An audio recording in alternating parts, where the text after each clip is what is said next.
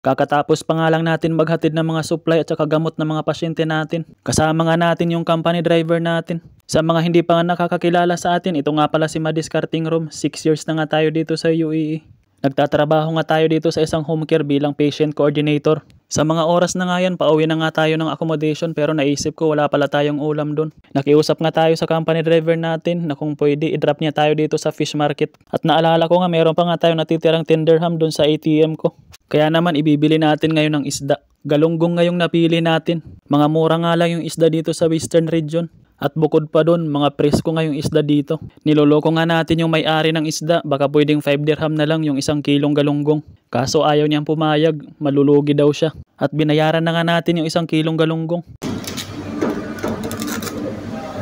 Sa mga oras na nga yan, pauwi na nga tayo ng accommodation natin. Pag may sasakyan ka nga from fish market to accommodation, siguro mga 5 minutes lang to. Pero kung lalakarin lang, medyo malayo-layo to. At nakarating na nga tayo ng accommodation natin. Tinulungan na nga natin yung company driver natin na magpasok ng mga supply dito sa accommodation. Merong ang mabait dito na family ng patient. Nag-donate nga siya ng 2 box na diaper. Kaya naman ibibigay natin tong 2 box doon sa mga patient na nangangailangan. Pagdating nga natin ng accommodation, sinalubong nga tayo agad ng napakaraming documents. Kailangan nga natin tong ayusin dahil nga may travel bukas from Western Region to Al Ain. Sa mga hindi nga nakakaalam dyan, nasa Al Ain nga yung office natin. Kaya pag alam kong may travel from Western Region to Al Ain office, pinapadala ko na yung mga documents na galing dito. Sobrang busy nga natin pag Lunes, pero kahit sobrang busy natin, isinasabay ko pa rin yung pagbablog ko. Dahil sayang naman kung titigil tayo sa pagbablog natin. At pagkatapos nga natin ayusin yung mga documents natin, pumunta naman tayo dito sa kusina. Lilinisan na nga natin yung binili natin na galunggong. Hindi na nga tayo nagpalinis doon sa fish market dahil sayang lang yung 2 dirham natin. Yung 2 dirham makakabili na tayo ng 1 karakchay. Kaya tayo na lang yung maglilinis ng isda natin.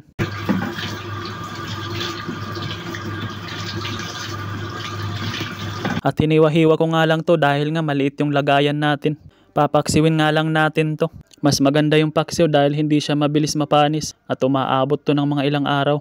At pagkatapos nga natin hugasan, ipinasok na nga natin to dito sa rice cooker. Inayos nga natin yung paglagay para pag maluto, pag kukuha tayo, hindi siya madudurog. At nagbalat na nga tayo ng sibuyas. 1 sibuyas nga lang gagamitin natin dito dahil hindi naman to gaanong marami. At sinabayan na nga natin ng bawang.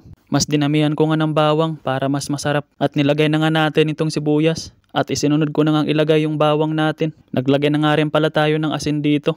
At hindi nga makukumpleto yung paksiw natin kung walang suka. At pag nagpapaksiw nga tayo, naglalagay nga tayo ng kaunting mantika. At naglagay na nga rin pala tayo dito ng kaunting tubig. At sinalang na nga natin para maluto na to. At habang nakasalang nga yung galunggong natin, nagwalis-walis muna tayo dito. Para naman maging malinis itong kusina natin kahit papaano. Buti na nga lang yung ibang lahi na mga kasama natin dito, malinis sila.